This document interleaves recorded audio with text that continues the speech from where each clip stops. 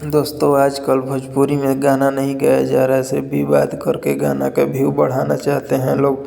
आप देख ही सकते हैं गुंजन सिंह और आशीष आदियों का कंट्रोवर्सी।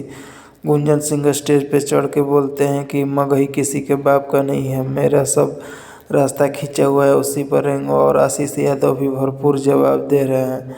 लेकिन इसमें गुंजन सिंह को भाई भी देखना चाहिए, उनका गाना एक दिन में 1 मिलियन व्यू नहीं जा रहा है। फिर मगही में हो या कोई भी इंडस्ट्री में हो, आप पहले अपने गाने पे ध्यान दें, बाद में आप किसी का बाप बाप बाप करें, क्योंकि गाने का व्यू तो आ नहीं रहा और आप लोग कंट्रोवर्सी ही सिर्फ करते हैं।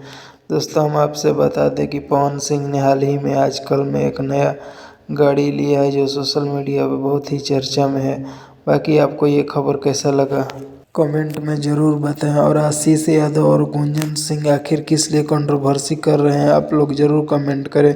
गाना का व्यू बढ़ाने के लिए या सच में गुंजन सिंह ने गलत बोल दिया है, जिसका जवाब आशीष यादव को देना ज़रूरी ही था। आप लोग अपना राय ज़रूर दें।